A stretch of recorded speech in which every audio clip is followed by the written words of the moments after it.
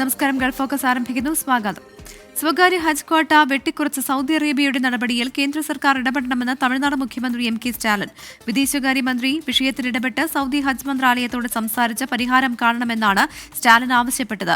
സ്വകാര്യ ടൂർ ഓപ്പറേറ്റർമാർ വഴിയുള്ള ക്വാട്ടയിൽ 80% കുറവ് വരുത്തിയതാണ് റിപ്പോർട്ട്. 52,000 ഇന്ത്യക്കാരാണ് ഇത്തരത്തിൽ ഹജ്ജിന് പോകാൻ അപേക്ഷ നൽകിയിരുന്നത്. വിഷയത്തിൽ കേന്ദ്ര സർക്കാർ ഇടപെടണമെന്ന് നാഷണൽ കോൺഫറൻസ് പാർട്ടിയും PDPയും ആവശ്യപ്പെട്ടിരുന്നു.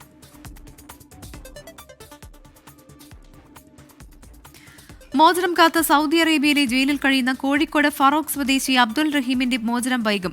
കേസിൽ വിധി പറയുന്നത് റിയാദിലെ കോടതി വീണ്ടും മാറ്റിവെച്ചു. ഇത് 11ാം തവണയാണ് കേസ് മാറ്റുന്നത്.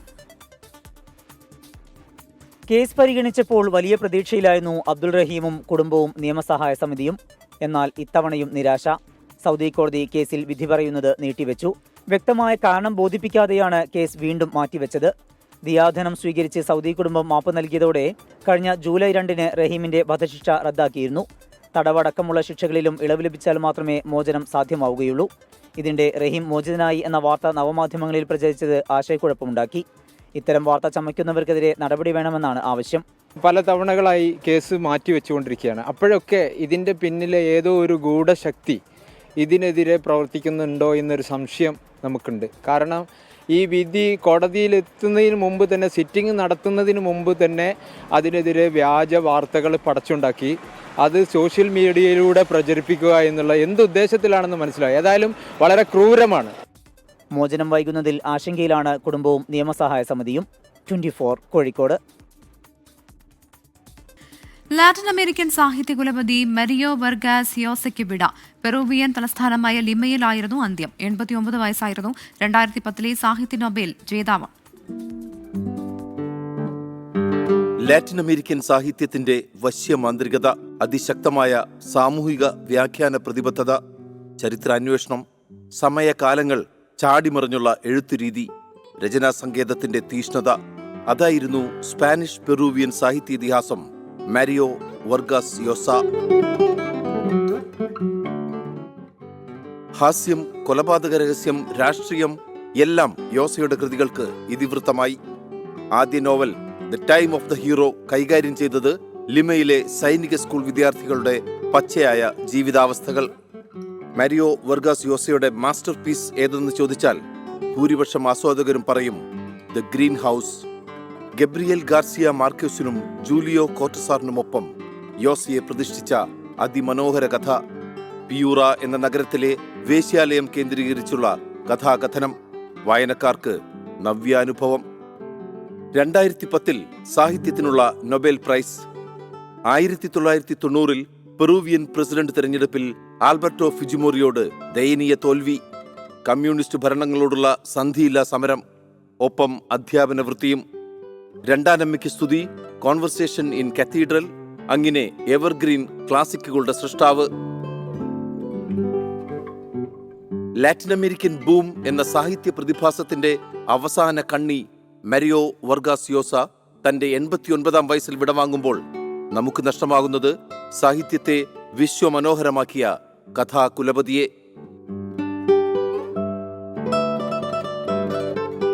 U Pradeep, research desk, 24.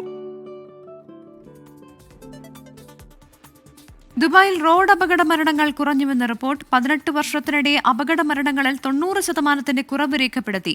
RTA-യും Dubai പോലീസും നടത്തിയ യോഗത്തിലാണ് കണക്കുകൾ പുറത്തുവിട്ടത്. റോഡ് സുരക്ഷയ്ക്കായി നൂതന പദ്ധതികൾ ഓരോ ദിവസവും നടപ്പാക്കുന്ന രാജ്യമാണ് UAE.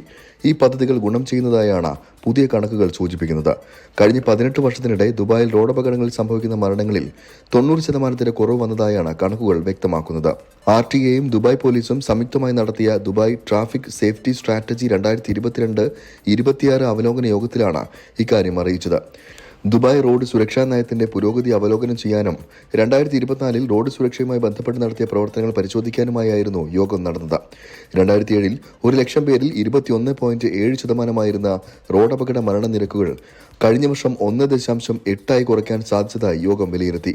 RTA chairman Mattar Al Tayer, Dubai police commander in chief lieutenant general Abdullah Khalifa Al Marri എന്നിവരുടെ അധ്യക്ഷതയിലായിരുന്നു യോഗം നടന്നത്. ഗതാഗത സുരക്ഷ വർദ്ധിപ്പിക്കാൻ പോലീസുമായി സഹകരിച്ച് നടപ്പാക്കുന്ന പദ്ധതികളെ അൽ തായർ പ്രശംസിച്ചു. 24 ദുബായ്.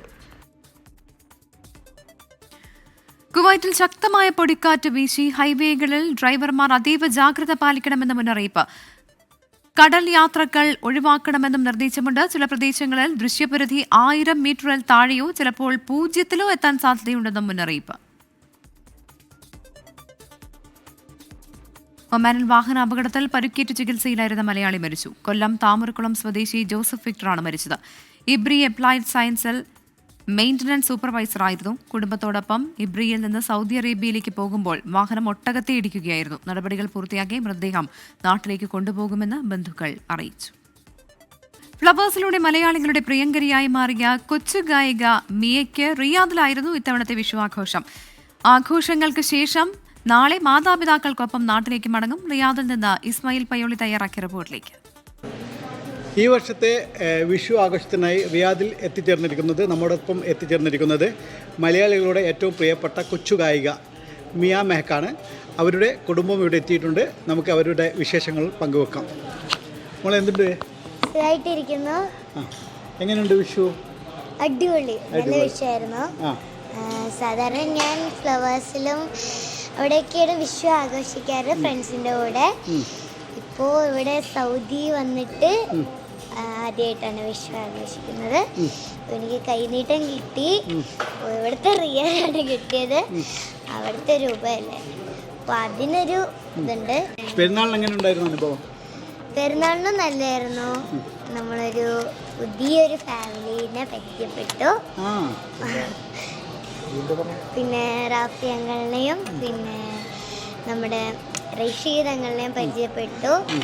റഷീദ് അങ്ങളിലെ ഫാമിലീനെയും കറങ്ങാനൊക്കെ പോയി അവരോടെ. പിന്നെ ഞാൻ ദമാമിൽ പോയി ലുലുമാളുടെ പ്രോഗ്രാം ചെയ്തു. നല്ല അടിപൊളി പ്രോഗ്രാമായിരുന്നു. ഓഡിയൻസൊക്കെ നല്ല സപ്പോർട്ടായിരുന്നു. പിന്നെ ഞാൻ ജിദ്ദയിൽ പോയി എല്ലായിടത്തും കറങ്ങി. പിന്നെ ഞാൻ മക്കത്ത് പോയിരുന്നു. മക്കത്ത് പോയിട്ട് ഉംറയൊക്കെ ചെയ്തു. പിന്നെ മദീനത്തും പോയി ഉംറയൊക്കെ ചെയ്തു. പിന്നെ ഞാൻ തിരിച്ച് റിയാദിൽ വന്നിട്ട് ഞാൻ ഒട്ടകപ്പാൽ കുടിക്കാൻ പോയി. ഒട്ടകത്തിലൊക്കെ തൊടാൻ പറ്റി. ഞാൻ ആദ്യമായിട്ടാണ് ഒട്ടകപ്പാൽ കുടിക്കുന്നത്. നല്ല അനുഭവമായിരുന്നു. നല്ലതായിരുന്നു. അവൾ ആദ്യമായിട്ടാണ് റിയാദിൽ പ്രോഗ്രാം ചെയ്യുന്നത്. അപ്പം നല്ല സപ്പോർട്ട് ഉണ്ടായിരുന്നു. നന്നായിട്ട് ചെയ്യാൻ പറ്റി. നല്ല അനുഭവങ്ങൾ. ഇവിടെ പെരുന്നാളും കൂടാൻ പറ്റി, വിഷുവും ഇപ്പോൾ കൂടാൻ പറ്റിയിട്ടുണ്ടായിരുന്നു. ഇനിയിപ്പോൾ വീട്ടിൽ ചെന്നിട്ട് ഈസ്റ്ററും കൂടാൻ പറ്റും. അങ്ങനൊരു അനുഭവമുണ്ട്. പിന്നെന്താ, എല്ലാം നല്ല ഓഡിയൻസ് ആയിരുന്നു. ഇവിടുത്തെ നല്ല സപ്പോർട്ടായിരുന്നു ഞങ്ങളുടെ പ്രോഗ്രാമിന്. ഏതായാലും നോമ്പിന് ഇവിടെ എത്തിയവർ പെരുന്നാളും വിഷുവും ആഘോഷിച്ച ശേഷം ഈസ്റ്ററിനായി നാട്ടിലേക്ക് പുറപ്പെടുകയാണ്. റിയാദിൽ നിന്നും ഇസ്മായിൽ പയ്യോളി, 24. പ്രവാസ ജീവിതത്തിലെ നിറം മാറലുകളെ പ്രമേയമാക്കി ഓസ്ട്രേലിയയിലെ പ്രവാസി മലയാളികൾ പുറത്തിറക്കിയ ഹ്രസ്വചിത്രം ശ്രദ്ധേയമാകുന്നു. സ്വരാജ് സെബാസ്റ്റ്യന്റെ റിപ്പോർട്ടിലേക്ക്.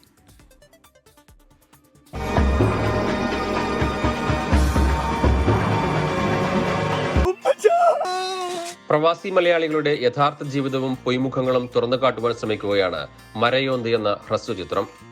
ഏത് ലോകത്തേക്കും കടന്നു ചെന്നാലും, ഏത് പ്രവാസ ലോകത്തേക്കും കടന്നു ചെന്നാലും അവൻ ആ സൊസൈറ്റിയുമായിട്ട് മിങ്കിൾ ചെയ്യാൻ വേണ്ടി, അസിമിലേറ്റ് ചെയ്യാൻ വേണ്ടി കാണിക്കുന്ന ആ സ്വഭാവം, അവൻ്റെ ആ ബേസിക് ആയിട്ടുള്ള ഒരു നേച്ചർ, അവൻ്റെ ഉള്ളിലുള്ള വേറൊരു നേച്ചറുണ്ട്. ആ നേച്ചർ ഒരിക്കലും അവൻ നഷ്ടപ്പെട്ടു പോയില്ല. അത് ഏതെങ്കിലും ഒരു എന്താ പറയുക, ഒരു അക്യൂട്ടായിട്ടുള്ളൊരു കോണിലെത്തുമ്പോഴേക്കും അത് ആ സ്വഭാവം പുറത്തേക്ക് ചാടി പോരുകയാണ് ചെയ്യുന്നത്. അതാണ് നാം ഈ കഥയിലൂടെ പറയാൻ ശ്രമിച്ചത്. പൊതുവേ ഒരു മനുഷ്യനിൽ ഒരു ബേസിക്കായിട്ട് 2 സ്വഭാവങ്ങളുണ്ട്. അതായത് അവൻ്റെ ക്ലോസ് സ്പേസിൽ അവൻ ഒരു ക്യാരക്ടറായിരിക്കും, അത് പബ്ലിക് പ്ലേസിൽ വരുമ്പോൾ അത് വേറൊരു ക്യാരക്ടറായിട്ട് മാറും. അതൊക്കെയാണ് ഈ ചെറിയ ഷോർട്ട് ഫിലിമിൽ കൂടെ കാണിക്കാൻ ഉദ്ദേശിച്ചത്.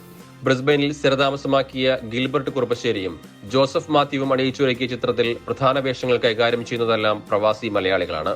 മരയോന്ത് എന്ന് പറഞ്ഞ ഈ കൊച്ചു സിനിമയെ പറ്റി സംസാരിക്കുകയാണെങ്കിൽ അതിൻ്റെ ഹൈലൈറ്റ് തന്നെ ഉമ്മച്ചൻ എന്ന് പറയുന്ന ക്യാരക്ടറാണ്.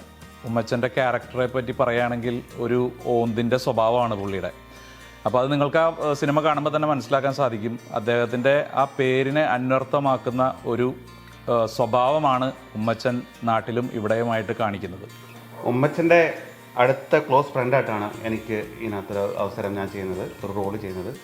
അത് അറിയാവുന്ന പോലെ ഉമ്മച്ചന് ഇവിടെ സൊസൈറ്റിയിൽ നല്ലൊരു പേരും നാട്ടിൽ തനി ഒരു ബ്രാഞ്ചി. അങ്ങനെയാണ് എനിക്ക് ഈ സിനിമ എനിക്ക് തോന്നിയിട്ടുള്ളത്. ഉമ്മച്ചൻ്റെ ഫാമിലിക്ക് പെട്ടെന്നൊരു വിഷമാവസ്ഥ വന്നപ്പോൾ സഹായിക്കാനായിട്ട് ഓടിച്ചെല്ലുന്ന ഒരു കൂട്ടുകാരൻ്റെ റോളാണ് ഞാൻ ചെയ്തിരിക്കുന്നത്. ഞാൻ പറഞ്ഞതൊന്നും അവറ്റകൾ അറിയണ്ടല്ലോ, അല്ലെങ്കിൽ തന്നെ ആ തള്ളക്ക് എന്നോട് കുറച്ച് ചൊറിച്ചിട്ട് കൂടുതലാ. നിന്നോട് ഞാൻ കഴിഞ്ഞ തവണ വന്നപ്പോ പറഞ്ഞതല്ലേ ഈ മതിൽ എനിക്ക് കെട്ടിത്തരണമെന്ന്. അക്കരെ പച്ച തേടിപ്പോകുന്ന ശരാശരി മലയാളിയുടെ ജീവിതത്തിന്റെ അർത്ഥതലങ്ങൾ അനാവരണം ചെയ്തുകൊണ്ടാണ് ഹ്രസ്വ ചിത്രം മുന്നോട്ട് പോകുന്നത്. യൂട്യൂബിൽ റിലീസ് ചെയ്ത ചിത്രം പ്രേക്ഷക ശ്രദ്ധ നേടിക്കഴിഞ്ഞു. ബ്രിസ്ബെയിനിൽ നിന്നും സറാജ് സെബാസ്റ്റ്യൻ, 24. ബഹ്റൈനിൽ നിന്നുള്ള കലാകാരന്മാർ ചേർന്നൊരുക്കിയ ആന്തോളജി സിനിമയായ ഷെൽട്ടറിന്റെ പ്രദർശനം തുടരുന്നു. പൂർണ്ണമായും ബഹ്റൈനിലാണ് ചിത്രീകരണം. ബഹ്റിൻ ഇന്ത്യ സാംസ്കാരിക സമന്വയത്തിലൂന്നിയ ആദ്യ സിനിമ എന്ന പ്രത്യേകതയോടെ ബഹ്റിനിൽ നിന്നുള്ള 100-ൽ പരം കലാകാരന്മാർ ചേർന്നൊരുക്കിയ ബഹ്റിനിലെ ആദ്യ ആന്തോളജി സിനിമയായ ഷെൽട്ടറിന്റെ ആദ്യ ഷോ വൻ വിജയം. പൂർണ്ണമായും ബഹ്റിനിൽ ചിത്രീകരിച്ച സിനിമ ദാനാമാളിലുള്ള എപ്പിക് സിനിമാസിൽ പ്രദർശനം തുടരുന്നു. സിനിമയുടെ റിലീസിന്റെ ഭാഗമായി നടന്ന സമ്മേളനത്തിൽ ബഹ്റിൻ സിനിമാ രംഗത്തെ പ്രമുഖർ ബസാം അൽ തവാടി, ബഹ്റിനിലെ സ്വദേശി പ്രമുഖൻ Isham, Fatima Mansoori, Bahrain media city ചെയർമാനും മാനേജിംഗ് ഡയറക്ടറുമായ ഫ്രാൻസിസ് കൈതാരത്ത്, ഇടത്തോടി ഭാസ്കരൻ, ഷെൽട്ടർ സിനിമയുടെ പ്രൊജക്ട് ഡയറക്ടർമാരായ പ്രകാശ് വടകര, ജയ മേനോൻ, കോർഡിനേറ്റർ അൻവർ നിലമ്പൂർ, മുതിർന്ന മാധ്യമപ്രവർത്തക രാജി ഉണ്ണികൃഷ്ണൻ, ബഹ്റിനിലെ സാമൂഹ്യ പ്രവർത്തകരായ സോമൻ ബേബി, ഡോക്ടർ പി.വി. ചെറിയാൻ, ഡോക്ടർ ബാബു രാമചന്ദ്രൻ, ഇ.വി. രാജീവൻ തുടങ്ങി നിരവധി പ്രമുഖർ പങ്കെടുത്തു. ബഹ്റിൻ മീഡിയ സിറ്റിയുടെ നേതൃത്വത്തിൽ ഇടത്തോടി ഫിലിംസാണ് സിനിമ തിയേറ്ററിൽ എത്തിച്ചത്. 4 ചെറു സിനിമകൾ ചേർന്ന ഷെൽട്ടറിൽ പ്രവാസ ലോകത്തെ മലയാളി കലാകാരന്മാരോടൊപ്പം പ്രശസ്തരായ ബഹ്റിനി കലാകാരന്മാരും രാജസ്ഥാനി കലാകാരന്മാരും വേഷമിടുന്നു. ടെയിൽമേറ്റ്, Faces in Faces, Log, the Lost Lamp എന്നിവയാണ് ഷെൽട്ടറിലെ 4 ചെറു സിനിമകൾ. ഇതിൽ 3 സിനിമകളുടെ കഥയും തിരക്കഥയും ടെയിൽമേറ്റ് സിനിമയുടെ സംവിധാനവും നിർവഹിച്ചിരിക്കുന്നത് പ്രശസ്ത സിനിമാ നടിയും എഴുത്തുകാരിയുമായ ജയ മേനോനാണ്. ഫേസസ് ഇൻ ഫേസസ് പ്രകാശ് വടകരയും ദി ലോസ്റ്റ് ലാമ്പ് സൗരവ് രാകേഷും അനീഷ് നിർമ്മലന്റെ തിരക്കഥയിൽ ലോഗ് പ്രശോഭ് മേനോനുമാണ് സംവിധാനം ചെയ്തിരിക്കുന്നത്. 4 സിനിമകളും ക്ലൈമാക്സ് വരെ പ്രേക്ഷകരെ ഒട്ടും ബോറടിപ്പിക്കാതെ മുൾമുനയിലെത്തിച്ചെന്ന് സിനിമ കണ്ടിറങ്ങിയ ഓരോരുത്തരും അഭിപ്രായപ്പെട്ടു. Between the two cultures, and we like all the actions happens in the movies, the drama. The best of the movie, but at all they are great. വലിയ അഭിമാനത്തോടെയാണ് നിൽക്കുന്നത്. പ്രവാസ ലോകത്തെ പരിമിതികൾ പരിഗണിച്ചാൽ ഇത് അസാമാന്യ വിജയമായിരുന്നു എന്ന് പറയാതിരിക്കാൻ പറ്റില്ല. BMC ഫിലിം സൊസൈറ്റിയുടെ അഭിമാന നിമിഷം. ശരിക്കും BMC ഫിലിം സൊസൈറ്റിയുടെ പ്രൊജക്റ്റാണ് ഷെൽട്ടർ എന്ന ആന്തോളജി മൂവി. GCCയിൽ നിന്നുള്ള മലയാളത്തിലെ ആദ്യ ആന്തോളജി സിനിമ എന്നതും ഷെൽട്ടറിന് സ്വന്തം. 24 Bahrain.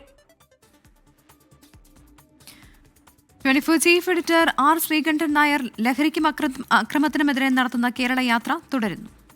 VPS Lakeshore presents SKN40, presented by VPS Lakeshore, co-presented by Lulu Group India, Ujala Fabric Conditioner, co-powered by MyG Future, Xylem Learning App, Indian Institute of Commerce, Lakshya, Leela Ravis.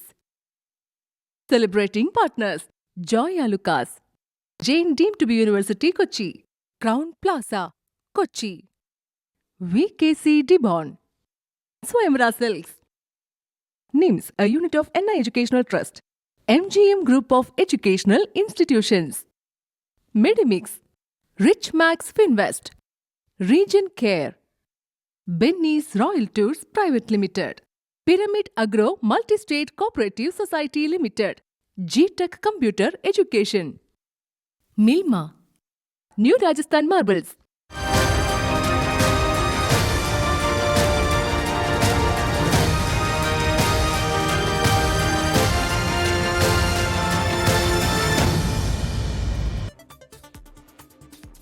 ലഹരിക്കും അക്രമത്തിനുമെതിരെ 24 chief editor R Sreekandan Nair നടത്തുന്ന SKN40 ജനകീയ യാത്ര വയനാട് മീനങ്ങാടിയിൽ മുട്ടിൽ WMOയിലും ഊഷ്മള സ്വീകരണം.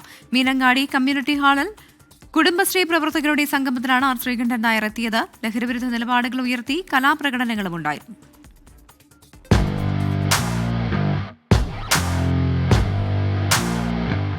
Malamaluluya, taga taga malamaluluya. മലമല്ലുലൂയ തക തക മലമല്ലുലൂയ പള്ളത്തി വന്നെ കണ്ണിറുക്കുന്നേ.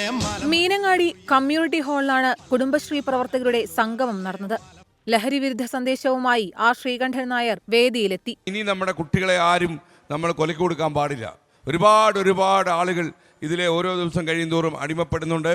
മാത്രമല്ല ഓരോ ദിവസം കഴിയുന്തോറും ഈ രാസലഹരി MDMA പോലുള്ള ഭീകരമായ രാസലഹരിയിൽ അടിപ്പെട്ടു പോകുന്ന ആളുകളുടെ എണ്ണം വളരെ കൂടി വരുന്നൊരു സാഹചര്യത്തിൽ നമ്മൾ കാര്യക്ഷമമായി പ്രവർത്തിക്കേണ്ട സമയം അതിക്രമിച്ചിരിക്കുന്നെന്ന് നിങ്ങളെ ഓർമ്മപ്പെടുത്താൻ വേണ്ടിയാണ് ഞങ്ങളുടെ ഈ യാത്ര.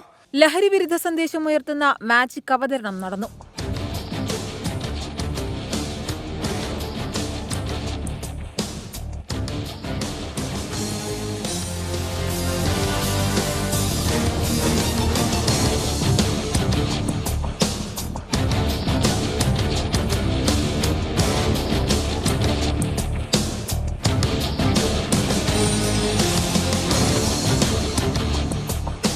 കുടുംബശ്രീ പ്രോഗ്രാം മാനേജർ ആശ പോൾ, ജില്ലാ മിഷൻ അസിസ്റ്റന്റ് റെജീന VK എന്നിവരുടെ നേതൃത്വത്തിലായിരുന്നു പരിപാടി.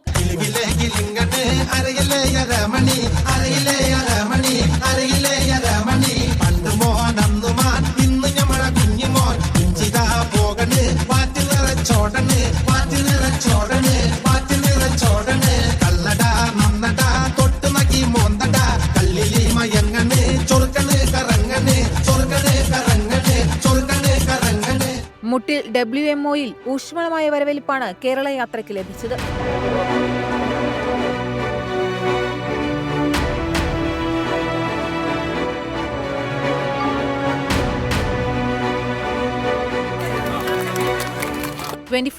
Wayanad.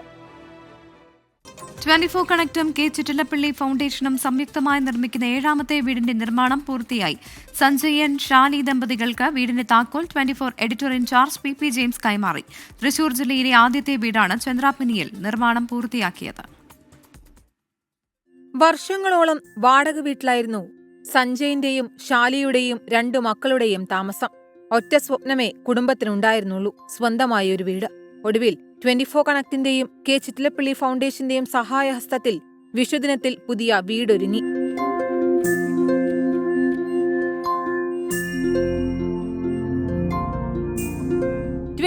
Editor in charge PP James വീടിന്റെ താക്കോൽ കൈമാറി. വലിയ അഭിമാനകരമായിട്ടുള്ള നിമിഷമാണ്. നമ്മൾ മാധ്യമപ്രവർത്തനം എന്ന് പറയുന്നത് സ്റ്റുഡിയോയിൽ നിന്ന് സംസാരിക്കാൻ മാത്രമല്ല, പുറത്തിറങ്ങി സാധാരണക്കാരുടെ ഇടയിലേക്ക് ഇറങ്ങുന്ന ഒരു വലിയ കൺസെപ്റ്റിൻ്റെ ഭാഗമായിട്ടാണ് 24ഉം ഫ്ലവേഴ്സും ചേർന്ന് നടപ്പിലാക്കിയത്. SKN ഇതിനെ ഏറ്റവും ശക്തമായിട്ട് ഇങ്ങനെ ഒരു പരിപാടിക്ക് നേതൃത്വം നൽകുമ്പോൾ ഇത് കൃത്യമായി ഇതിലൂടെ നടന്നുകൊണ്ടിരിക്കുകയാണ്. 100 വീടുകൾ അടുത്ത 2-3 മാസത്തിനകം എല്ലാം പണി പൂർത്തിയാക്കാൻ കഴിയുമെന്നാണ് പ്രതീക്ഷ. കുടുംബത്തിന് നിറഞ്ഞ സന്തോഷം. വളരെ സന്തോഷം. ഇത്രയും വേഗം തന്നെ വീട് നമുക്ക് പൂർത്തിയായി കിട്ടി. 24നോടും അതിൻ്റെ പിന്നിൽ പ്രത്യേകിച്ച് നമ്മുടെ തൃശ്ശൂരത്തെ കോർഡിനേറ്റർ ബാബു മോഹൻ സാറിനോട് പ്രത്യേകം നന്ദി പറയുന്നു. എല്ലാവരും കൂടെ നന്നായി ഹെൽപ്പ് ചെയ്തിട്ടാണ് നമുക്ക് വീട് ഇത്രയും വേഗം പൂർത്തിയാക്കാൻ സാധിച്ചത്. വളരെ സന്തോഷം 24 ചാനൽ വഴി കിട്ടിയത്. ആശംസകൾ അറിയിച്ച് എടത്തുരുത്തി പഞ്ചായത്ത് പ്രസിഡന്റ് TK ചന്ദ്രബാബുവും സിനിത വത്സനും. ഏറെ സന്തോഷമാണ്. കാരണം ഈ വിഷുദിനത്തിൽ തന്നെ സഞ്ജയനും ഷാലിക്കും ഒരു വീട് നൽകുക, ഈ ദിവസം അതിൽ കയറി താമസിക്കാൻ അവർക്ക് കഴിയുക എന്നത് എടത്തുരുത്തി ഗ്രാമപഞ്ചായത്തിനെ സംബന്ധിച്ചിടത്തോളം ഏറെ സന്തോഷമാണ്. ഷാലിക്കും സഞ്ജയനും ഒരു വീടെന്ന സ്വപ്നം യാഥാർത്ഥ്യമാക്കിയ K ചിറ്റലപ്പള്ളി ഫൗണ്ടേഷനും 24 കണക്റ്റിനും എല്ലാവിധ ആശംസകളും. ജനപ്രതിനിധികളും അടുത്ത കുടുംബാംഗങ്ങളും പങ്കെടുത്ത ചടങ്ങിൽ 24 administration senior manager Ramesh Iyer, 24 connect Thrissur taluk coordinator EG Satheesh Kumar എന്നിവരും പങ്കെടുത്തു. 24 തൃശൂർ. ഫോക്കസ് പൂർണ്ണമാകുന്നു.